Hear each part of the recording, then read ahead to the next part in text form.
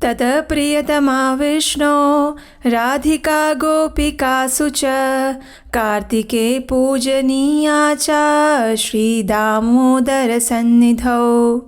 पद्म पुराण में कहा गया है कि समस्त गोपिकाओं में श्री राधा रानी श्री विष्णु की प्रियतमा है। अतः श्री दामोदर के साथ कार्तिक मास में श्री राधा रानी की पूजा अवश्य करनी चाहिए। और इसी पवित्र कार्तिक मास की अब पूर्णाहुति होने वाली है और कार्तिक मास पूर्ण होता है कार्तिक पूर्णिमा के दिन। कार्तिक पूर्णिमा के विषय में हमारे शास्त्रों में बताया गया है कि जो भी मनुष्य इस कार्तिक पूर्णिमा के दिन अधिक से अधिक भगवान श्री हरि की सेवा पूजा करता है, उनकी विशिष्ट षोडश उपचार से पूजा अर्चना करता है, उनके पवित्र नाम का जप करता है और अपनी क्षमता अनुसार दान देता है, उस व्यक्ति को जीवन के अंत में आध्यात्मिक जगत की प्राप्ति होती है। तो चलिए आज के इस वीडियो में हम देखते हैं कि कार्तिक पूर्णिमा का ये पवित्र अवसर कब आ रहा है, इस दिन के शुभ मुहूर्त कौन से हैं और अगर आप इस दिन तुलसी विवाह करवा रहे हैं तो किस समय पर आप तुलसी विवाह करवा सकते हैं। तो चलिए आज के इस वीडियो को आरंभ करते हैं। इस वर्ष कार्तिक मास की पूर्णिमा आ रही है 15 नवंबर 2024 शुक्रवार के दिन। इस पूर्णिमा तिथि का आरंभ हो रहा है 15 नवंबर को शुक्रवार के दिन प्रातः 6:19 पर और ये पूर्णिमा तिथि पूरी हो रही है 16 नवंबर शनिवार के दिन दोपहर 2:58 पर। तो इस प्रकार हम कार्तिक मास की पूर्णिमा यानी कार्तिक पूर्णिमा मनाएंगे 15 नवंबर शुक्रवार के दिन। इस दिन ब्रह्म मुहूर्त का समय रहेगा प्रातः 5:17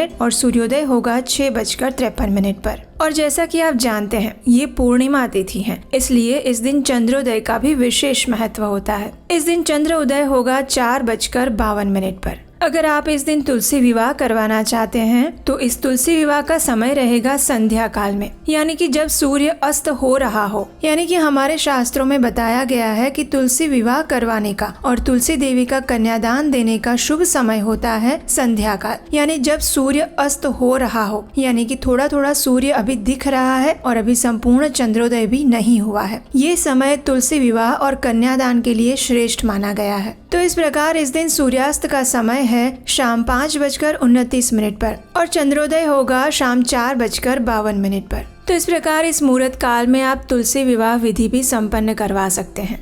कार्तिक पूर्णिमा के दिन ही देव दीपावली भी मनाई जाती है। इस दिन भगवान श्री हरि की विशेष आराधना और पूजा की जाती है। इसे त्रिपुरारी पूर्णिमा भी कहा जाता है। भगवान शिव ने त्रिपुरासुर का वध करने के बाद सभी देवताओं ने इस विजय के उत्सव को मनाने के लिए देव दीपावली के दिन दिए प्रज्वलित करके भगवान का स्वागत किया था और उनके प्रति अपनी कृतज्ञता व्यक्त की थी। इसलिए इस पर्व को देव दीपावली के नाम से भी जाना जाता है। ये वही दिन है जब सभी देवतागण मिलकर दिवाली मनाते हैं। जैसा कि हम जानते हैं इसी कार्तिक मास के पवित्र समय में भगवान की शुद्ध भक्त तुलसी देवी का प्राकट्य भी हुआ था और इसलिए इसी मास में उनका भगवान श्री हरि के शालिग्राम स्वरूप के साथ विवाह भी करवाया जाता है, जिसे हम तुलसी विवाह के रूप में मनाते हैं। सामान्य रूप से कार्तिक मास के शुक्ल पक्ष की एकादशी से लेकर पूर्णिमा तक किसी भी दिन योग्य मुहूर्त और समय देखकर ये विवाह करवाया जा सकता है। इस तुलसी विवाह और देव दीपावली के अवसर पर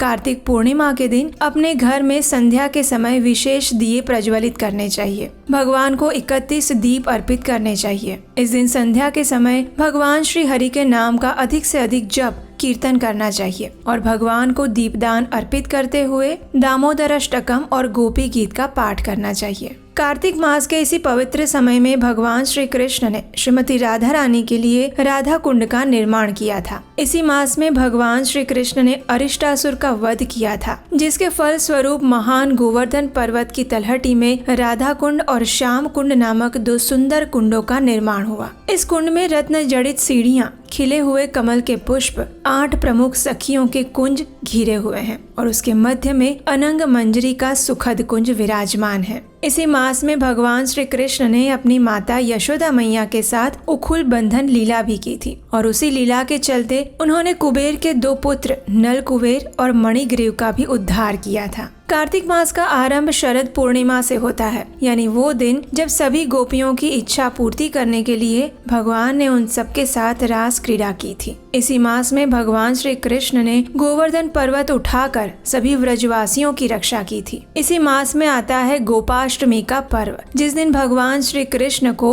गायें चराने का अधिकार प्राप्त हो जाता है। और जब भगवान श्री कृष्ण और बलराम जी अपने सभी मित्रों के साथ गायें चराने के लिए सबसे पहली बार निकलते हैं, तो राधा रानी भी उन्हें देखना चाहती थी, लेकिन राधा रानी के लिए उनके इस वेश में भगवान के दर्शन करना संभव नहीं था। इसलिए इस दिन श्रीमती राधा रानी और उनकी सखियां ग्वाल बालों का वेश धारण करके भगवान श्री कृष्ण को देखने के लिए जाती हैं। और इसीलिए इसी मास के अंदर गोपाष्टमी के दिन इस्कॉन के कई मंदिरों में श्रीमती राधा रानी का श्रृंगार एक गोप की तरह किया जाता है। इस दिन उनके चरण के दर्शन हो पाते हैं। इसी मास में दीपावली, नरक चतुर्दशी, भाई दूज, धन त्रयोदशी इत्यादि जैसे पवित्र पर्व और त्योहार भी आते हैं। और इस मास के अंतिम 5 दिनों में भीष्म पंचक व्रत आता है। भीष्म पंचक व्रत के विषय में कहा गया है कि ये व्रत इतना पुण्य प्रदायक है, इतना फल देने वाला है कि अगर कोई व्यक्ति संपूर्ण कार्तिक मास का पालन नहीं भी कर पाता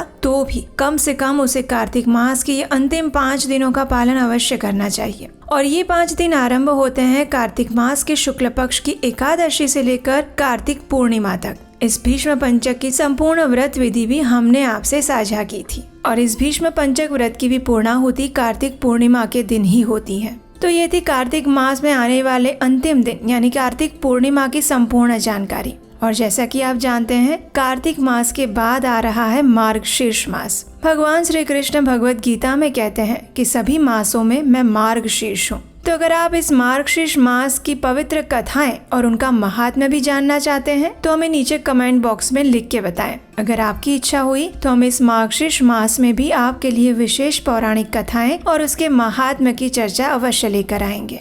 हरे कृष्णा।